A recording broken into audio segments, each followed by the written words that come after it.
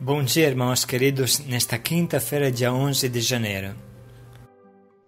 Bom dia, queridos irmãos e irmãs. Meditaremos hoje o primeiro livro do profeta Samuel, capítulo 4, versículos de 1 a 11.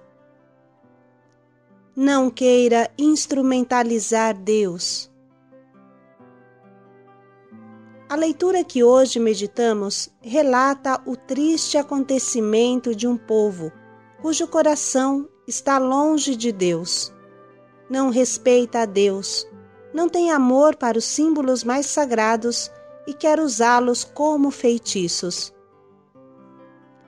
De nada adianta andar com um terço no pescoço se nunca se reza. De nada adianta o crucifixo no carro se a nossa vida está longe de Deus. Não queira instrumentalizar a Deus, se fantasiando de santo. O pecado se torna 10 vezes pior. Somente um coração que vive abraçado a Deus pode obter o que pede. Do primeiro livro de Samuel. Por aquele tempo, os filisteus reuniram-se para fazer guerra a Israel. Israel saiu ao encontro dos filisteus, acompanhando perto de Ebenezer, enquanto os filisteus avançavam até Afec, e se puseram em linha de combate diante de Israel. Travada a batalha, Israel foi derrotado pelos filisteus. Morreram naquele combate em campo aberto cerca de 4.000 homens. O povo voltou ao acampamento e os anciãos de Israel disseram: Por que fez o Senhor que hoje fôssemos vencidos pelos filisteus? Vamos a Silo buscar a arca da aliança do Senhor, para que ela esteja no meio de nós e nos salve das mãos dos nossos inimigos. Então o povo mandou trazer de Silo a arca da aliança do Senhor dos Exércitos, aquele que está sentado sobre os querubins. Os 2 filhos de Eli, Ofni e Fineias, acompanhavam a arca da aliança do Senhor. Quando a arca da aliança do Senhor chegou ao acampamento, todo Israel rompeu em grande clamor até a terra retumbar. Ao ouvir o clamor, os filisteus disseram: Que gritaria é essa tão grande no campo dos hebreus? Quando souberam que a arca do Senhor tinha chegado ao acampamento, os filisteus tiveram medo e disseram: Deus chegou ao acampamento. E lamentavam-se: Ai de nós! Essa alegria toda não houve ontem nem anteontem. Ai de nós! Quem nos salvará da mão desses deuses tão poderosos? Foram eles que afligiram o Egito com toda espécie de pragas do deserto. Coragem, portai-vos como homens, filisteus, para que não vos torneis escravos dos hebreus como eles o foram de vós. Sede homens e combatei. Então os filisteus lançaram-se à luta, Israel foi derrotado e cada um fugiu para a sua tenda. O massacre foi grande, do lado de Israel tombaram 30.000 homens. A arca de Deus foi capturada e morreram os 2 filhos de Eli, Ofni e Fineias. Palavra do Senhor. Graças a Deus. Irmãos, hoje quisemos focar a nossa lupa sobre esse misterioso e desconhecido trecho. O povo de Israel está vivendo um tempo de afastamento de Deus, de traição de Deus. Por isso os filisteus se apresentam fortes e vencem Israel. Esses filisteus e todos os inimigos de Israel são aqueles que impedem a posse da terra prometida e são os símbolos dos nossos problemas, das dificuldades da nossa vida. A arca está em Silo, lugar onde ela era guardada antes de ser levada à cidade de Jerusalém. O povo se lembra da arca somente quando precisa, igual a gente. Eterna é a tentação de procurar Deus somente quando as coisas apertam. Na verdade, o coração dos israelitas está longe de Deus. É por isso mesmo que Deus permite que os filisteus derrotem o povo eleito, como acontecia no tempo dos juízes. Quando Israel está em plena comunhão com Deus, então os muros caem até sozinhos, como aconteceu em Jericó. Mas quando Israel se afasta de Deus, então nem a arca do Senhor serve. Parece quase que a presença de Deus abandona a arca, onde, como sabemos, haviam os símbolos mais sagrados para Israel. Os símbolos da aliança, as tábuas da lei, um pote com maná do deserto e a vara de Arão. Se não tiver fé e se não tiver um coração unido a Deus, até os símbolos mais sagrados da nossa fé não passam de um feitiço que, nesse caso, é capturado pelo inimigo. Israel perde tudo o que de mais sagrado ele tem. Nesse tempo da luta com os filisteus, a corrupção era grande e o símbolo eram os filhos de Eli, que são chamados de maus e vagabundos, segundo as melhores traduções. Imagine se os que deveriam se encontrar mais perto de Deus, como filhos de sacerdotes eles também, se eles estavam em um nível tão baixo de afastamento de Deus, o que será dos outros, do povo? O povo desses anos é um povo sem Deus, ou pior, um povo que trai a Deus e o usa, o instrumentaliza. É o grande problema de quem vive no pecado. Se servir de Deus ao invés que servir a Deus, usar Deus pelos nossos baixos interesses, usar Deus quando preciso de uma graça, tratá-lo que nem supermercado de milagres e depois abandoná-lo, porque se ele entra muito na minha vida, a estraga com suas exigências.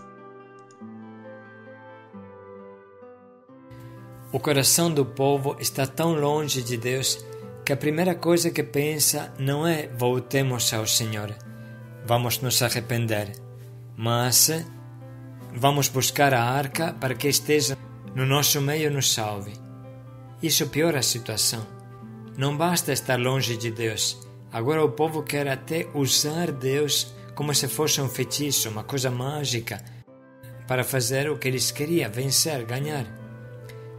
Repetimos, é a eterna tentação de se servir de Deus ao invés que servir a Deus. Se servir de Deus ao invés que servir a Deus. Muito deveríamos pensar sobre isso, tratar Deus como um gênio da lâmpada de Aladim. Mas esse não é Deus.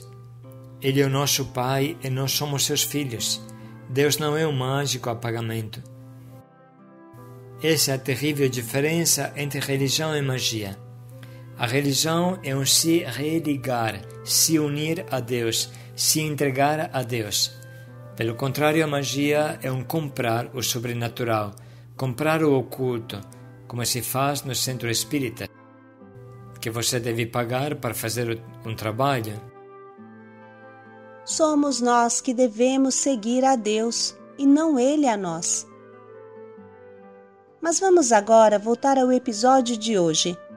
O povo de Israel trata a arca como se fosse um amuleto, um feitiço.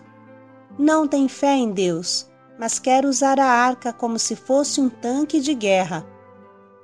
Essa atitude, irmãos, está perto do que fala o segundo mandamento: falar o nome de Deus em vão. Se trata de um pecado contra o segundo mandamento: não falar o nome de Deus em vão. E a consequência vem. A arca é capturada pelos inimigos. O povo está totalmente perdido. Trazendo isso para os nossos dias, pense um pouco se nós também não caímos no mesmo problema. Quantas pessoas têm um terço no pescoço e andam vestidos de uma maneira indecente? Quantas pessoas usam crucifixo, mas sua vida está longe de Deus? Quantos têm até Jesus ou Nossa Senhora tatuados no corpo, mas seu coração está entregue às drogas e à bebida. Qual significado tem esses sinais religiosos se eu não sou religioso? Esse é um sacrilégio, é uma atitude pior do que aqueles que nada usam. Hoje é o dia para nos perguntar: como vai a minha coerência de vida? Eu obedeço a Deus todos os dias? Vivo o propósito que a palavra me pede? Ou eu trato a igreja como um supermercado de graças, que entro e compro o que preciso? O meu relacionamento com Deus consiste em pedir ou em obedecer às suas leis, fazer a sua vontade? Se antes não houver essa escolha clara de responder ao amor de Deus, fazer a vontade de Deus, não há pedido que funcione. Perderemos a batalha e perderemos até aquele pouco que tínhamos. Vamos refletir hoje. Como é a minha oração? Eu busco a intimidade com Deus ou sou interesseiro e somente sei pedir? O que eu sou capaz de oferecer a Deus? Eu levo a sério a lei de Deus?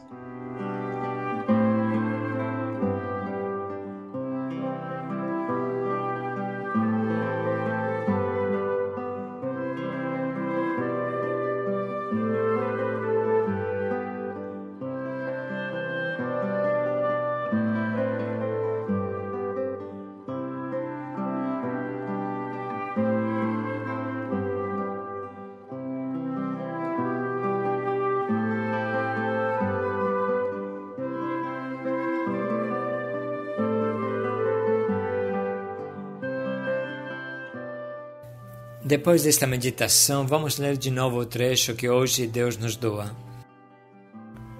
Por aquele tempo, os filisteus reuniram-se para fazer guerra a Israel. Israel saiu ao encontro dos filisteus, acompanhando perto de Ebenezer, enquanto os filisteus avançavam até Afec, e se puseram em linha de combate diante de Israel. Travada a batalha, Israel foi derrotado pelos filisteus. Morreram naquele combate em campo aberto cerca de 4.000 homens. O povo voltou ao acampamento e os anciãos de Israel disseram: Por que fez o Senhor que hoje fôssemos vencidos pelos filisteus? Vamos a Silo buscar a arca da aliança do Senhor, para que ela esteja no meio de nós e nos salve das mãos dos nossos inimigos. Então o povo mandou trazer de Silo a arca da aliança do Senhor dos Exércitos, aquele que está sentado sobre os querubins. Os 2 filhos de Eli, Ofni e Fineias, acompanhavam a arca da aliança do Senhor. Quando a arca da aliança do Senhor chegou ao acampamento, todo Israel rompeu em grande clamor até a terra retumbar. Ao ouvir o clamor, os filisteus disseram: Que gritaria é essa tão grande no campo dos hebreus? Quando souberam que a arca do Senhor tinha chegado ao acampamento, os filisteus tiveram medo e disseram: Deus chegou ao acampamento. E lamentavam-se: Ai de nós! Essa alegria toda não houve ontem nem anteontem. Ai de nós! Quem nos salvará da mão desses deuses tão poderosos? Foram eles que afligiram o Egito com toda espécie de pragas do deserto. Coragem, portai-vos como homens, filisteus, para que não vos torneis escravos dos hebreus como eles o foram de vós. Sede homens e combatei. Então os filisteus lançaram-se à luta, Israel foi derrotado e cada um fugiu para a sua tenda. O massacre foi grande, do lado de Israel tombaram 30.000 homens. A arca de Deus foi capturada e morreram os 2 filhos de Eli, Ofni e Fineias. Vamos dedicar um minuto para sublinhar e anotar as frases que mais nos atingem e falam ao nosso coração.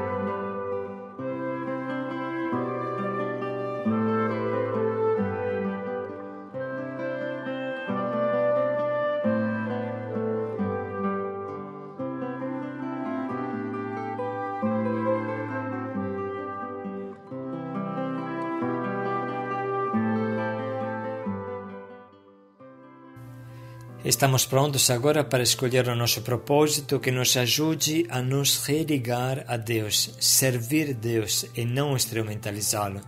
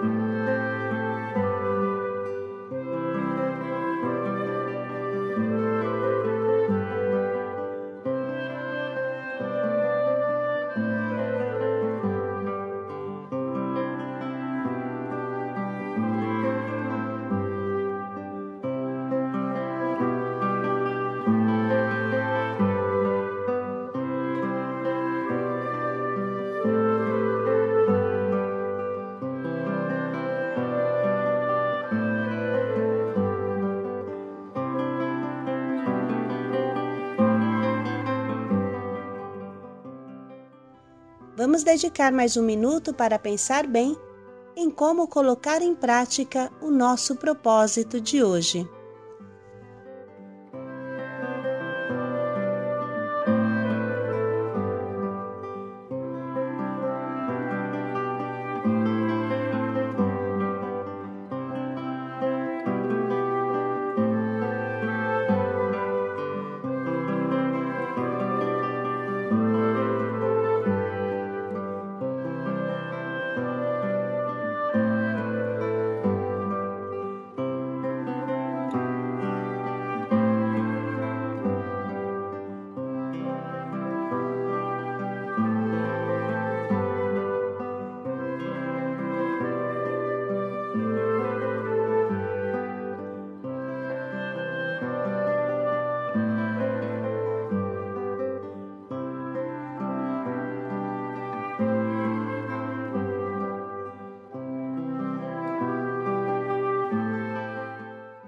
Viva com o coração abraçado a Deus. Paz e alegria a todos. Eis o escravo do Senhor, faça-se em mim segundo a tua palavra. Paz e alegria a todos. Em santidade, em santidade, em santidade, sobre a terra eu devo andar. Em santidade, em santidade, em santidade, tua graça posso alcançar e romper com as trevas. Como posso eu querer que a bênção venha sobre minha casa? Como posso esperar que meus sonhos e meus planos aconteçam? Como irei compreender se minha vida passa longe da verdade que eu ouvi e os meus passos já não tocam os caminhos que aprendi? Meu argumento me empobrece e me faz pensar assim, que estou tão certo e é perfeito o meu jeito de servir. Digo que amo minha igreja e o chamado que atendi, mas já não ouço os conselhos e a palavra que há em mim. Sonho que um dia a boa nova se espalhe até os confins, mas sem santidade, sem fidelidade, toda obra ruma ao fim. Em santidade,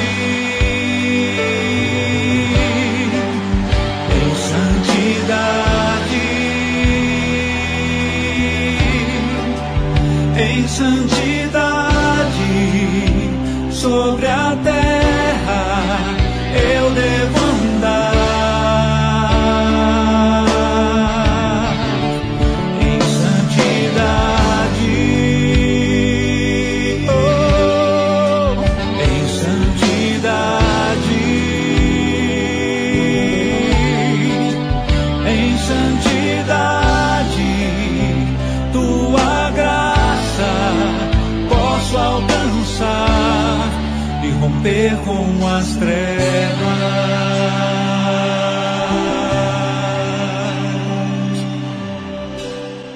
Como posso eu querer que a bênção venha sobre minha casa? Como posso esperar que meus sonhos e meus planos aconteçam? Quando irei compreender